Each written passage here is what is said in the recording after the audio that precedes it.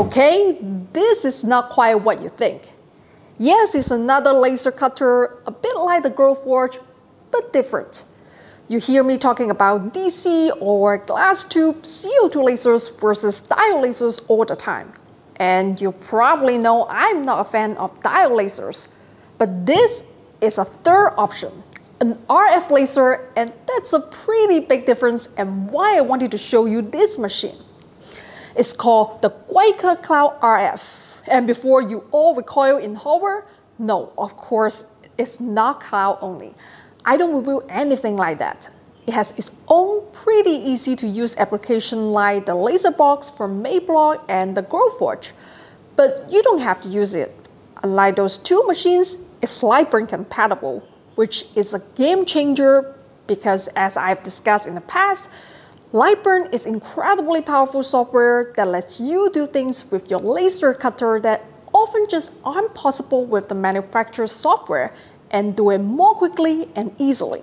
From the perspective of build quality, size, weight, and setup, it's basically the same as the Grow Forge and the laser box, all very high quality. But having an RF laser and being Lightburn compatible is what sets the Lightburn Cloud RF apart and makes it an option worth considering for a benchtop laser. Now, as usual, in my opinion, the best way to review a laser is to use the laser as I normally would, run a few small typical day-to-day projects of it while I talk about what I like and what I dislike about it. Let's go! So I've got this really nice bamboo wood. It took me a while to find it in China because in China, all the laser companies seem to just use imported material. Those imported woods like walnut woods are super expensive, and bamboo is cheap, and they are manufactured in China. I just don't know why they don't use it. It took me a while to get it. I can't even get it on Taobao. But I got a bunch of this. It's very cheap, and now I'm going to use it to cut my ring sizer.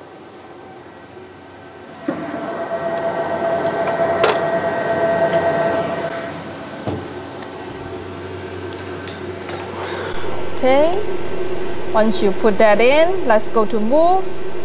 And the distance is being set to 14. Let's lower our laser and then move to the position we want to cut. Let's frame it.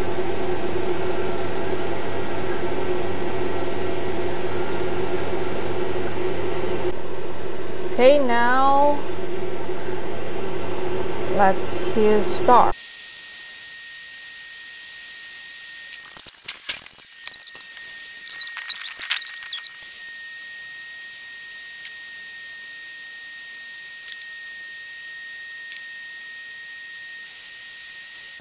All right, let's take it out. Okay. Hey, pretty good.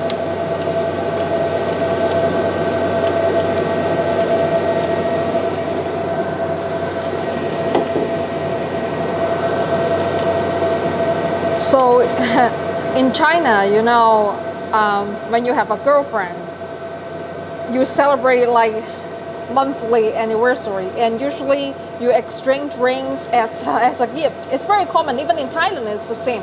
But I never know my ring size or my girlfriend's ring size.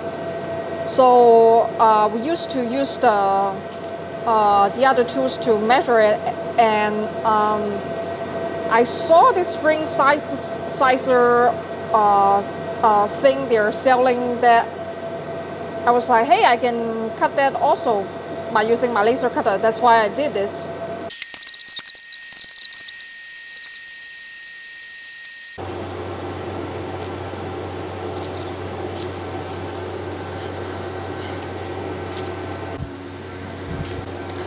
So next I'm going to put this red acrylic inside and make a pair of earrings.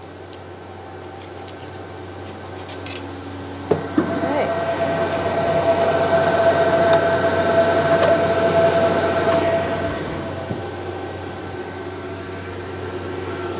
Right, next I'm going to engrave a pair of earrings. This is I already select different color to change the speed and power. So for the Tiger, it's going to be, the speed is 30, the max power is 90%, minimum power is 70%. So on Weica's website, they have the spreadsheet for the speed and power. Even if they don't have it there, they have online employees to answer a question. They can send it to you immediately. That's how I get the settings. I just got it from them and then use their settings.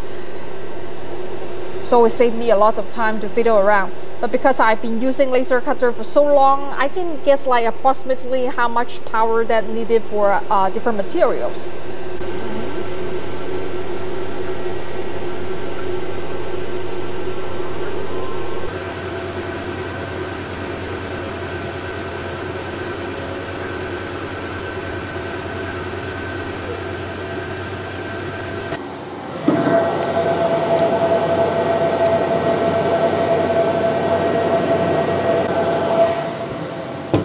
Put the earring hook in.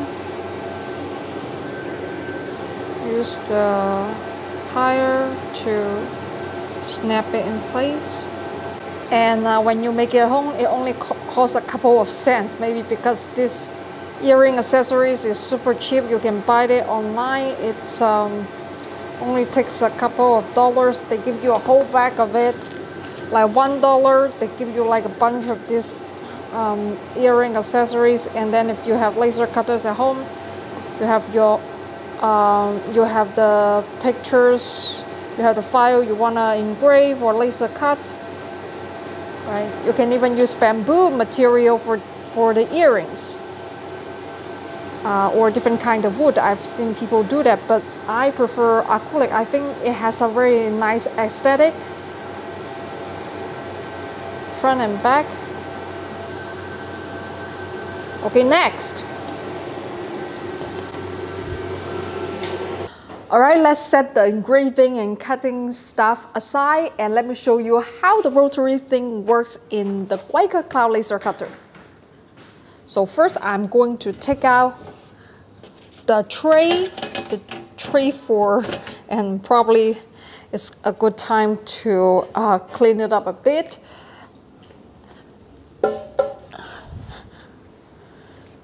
And then I will take out this tray also.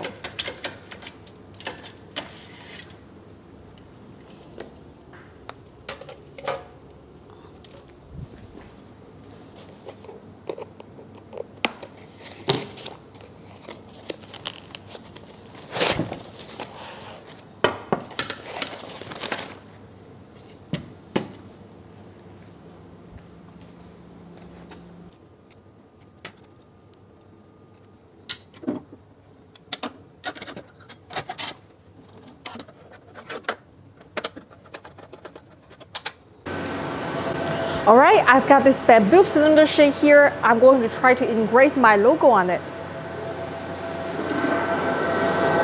So I'm just going to place it here. Close the lid, go back to Lightburn. I'm connected to my laser.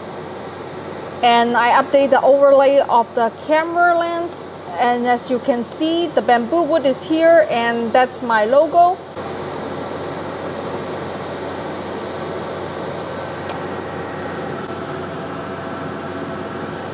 And here's my setting. The speed is 200, max power and minimum power is 30.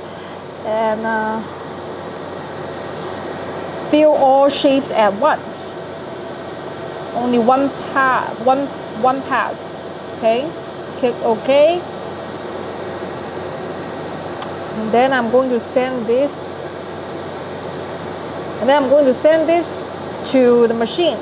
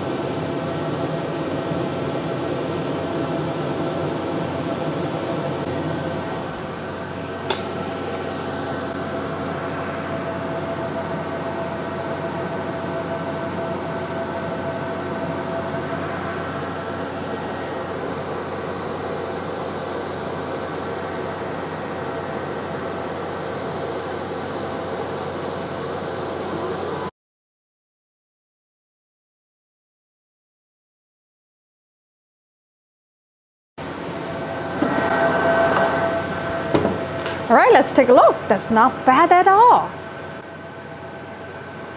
But of course, you can engrave other materials also, not just bamboo.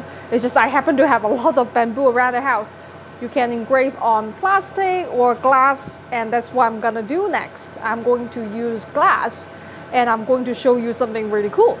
All right, I've got this glass bottle here. I'm going to try to engrave my logo on glass material this time.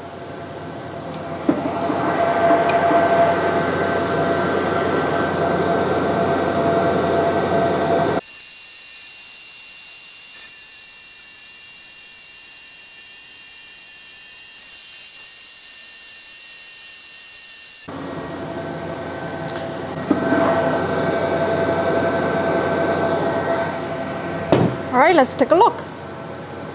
Pretty cool. Okay, so once I've engraved the bottle, let me show you what I do next.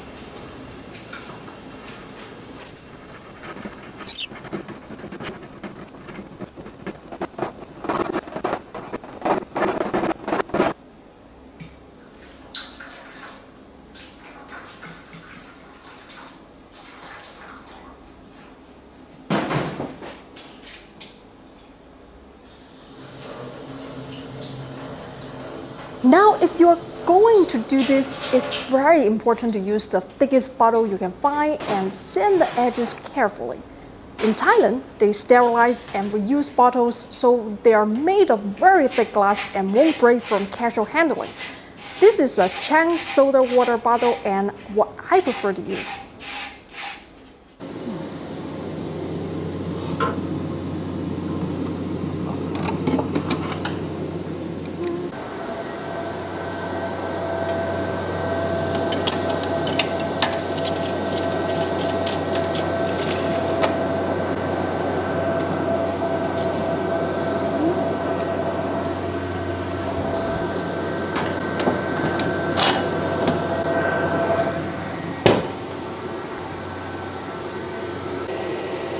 So this is the coin with the Chinese in it. I want to cut and engrave, and so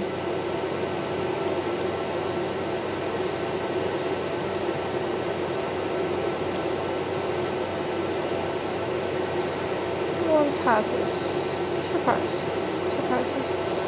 So for the circle, we will two passes, and the character.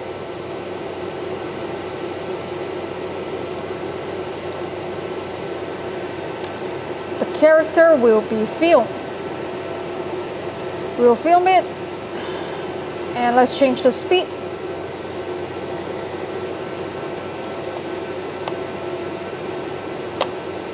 And the power.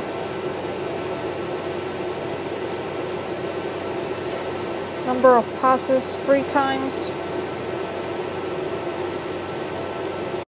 Now I just need to click the character and change it to 1.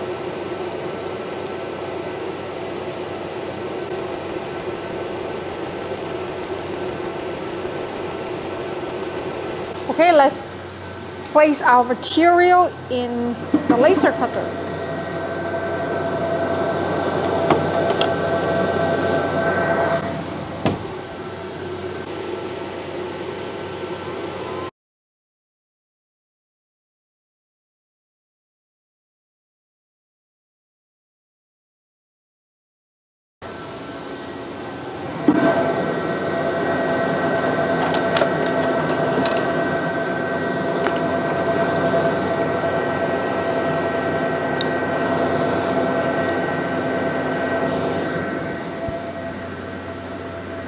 These little wooden coins are from a game I invented to help people learn Chinese characters. It's called Thief's Purse. There is a little story that goes along with it on the download page, which I'll put in the description. But basically, imagine we're trying to remove only the highest value coins from a purse without looking in the purse. So we need to learn to recognize the coins by feel. In order to do that, you need to build a sort of 3D mental model, and we use that to teach people to recognize basic Chinese characters. So here are two coins with the character for person engraved on one and small on the other. I put them in a bag, and I need to be able to call the one I'm removing by touch only. You can play the game in different ways, but the idea is to keep adding coins to the bag until you can distinguish a whole set by touch. And if you can tell them apart by touch, doing it by looking at them is super easy. 小, small. Okay, we move small, add this in. 人. As I said, full instruction on download page, but it's a fun little game. You don't need to know any Chinese to play it, and it comes in 3D printable and laser cut versions. Okay, Lightburn IF, pros and cons. Cons. It's not as high voltage and does not have as large a cutting area as some Chinese lasers you can get for the same price. It is much better quality than most of those though. The value is quite good. Lightburn support is great, but the integration is not quite perfect. The feature in Lightburn that would let you use the camera over the network isn't finished yet, but that's on Lightburn, not Lightburn. There's also the occasional difficulty connecting to the laser, and you have to quick out of Lightburn and go back in, but it's pretty unusual. Easily dealt with, and I'd anticipated being addressed in an update. It has a cloud-based app, and we all know I'm not a fan of these, but it's easier to use than Lightburn and gets you up and running quickly, and it's entirely optional. You do not have to connect the Lightburn IF to their cloud app. I'll be showing you how their cloud app works in my next video. There just wasn't time today. Pros! The Glowforge and the Maybach laser box are very similar lasers. Fantastic, easy to use products with their own proprietary applications. The problem with that is there is no room for growth. As your skills improve, you quickly find yourself bumping up against the limitations of their software. The projects you saw me do today are a bit more crafty than you normally see me work on. That's because laser cutters are an ideal small business tool, and that's one of their most common applications. Etsy store, sign making, custom crafts, and woodworking. Unlike 3D printers, it is very easy to earn back the cost of your laser cutter. The problem is the Glowforge and Laserbox proprietary applications are fine for hobbyist use and crafting, but not ideal if you are using your laser for business or working on a bunch of orders. The Lightburn gets you started easily with their cloud app and then lets you transition to professional software and grows with your business. This is a significant advantage and the primary reason to buy this laser cutter over those other ones.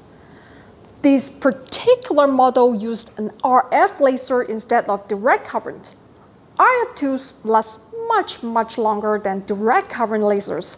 They can turn on and off faster, which usually means faster cutting.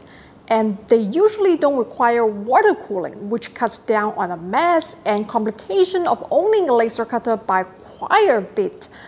RF lasers tend to produce an overall higher beam quality, although of course they are more expensive. The included rotary engraving attachment is quite good, better than the Laserbox rotary engraving attachment, and while there is still a bit of a learning curve, as you can see, it does produce excellent results. Final verdict. The Lightburn IF is a great first laser engraver that lets you go into it and use more advanced software and functions later. The RF laser is less hassle and produces better results with less frequent replacement than DC lasers. But if you already have substantial experience with laser engravers and know how to use Lightburn, don't need the convenience and ease of use, you may be better off with a larger commercial Chinese laser. That's it for today. I left this video kind of long. I don't know about all of you, but I like to relax for lunch or dinner, and a new YouTube video and these frantic rush TikTok style videos just aren't very relaxing or very informative, I find. What do you think? Should I edit a little tighter next time, or do you like the length? Let me know in the comments. That's it for today. Until next time, if I can do it, anyone can do it.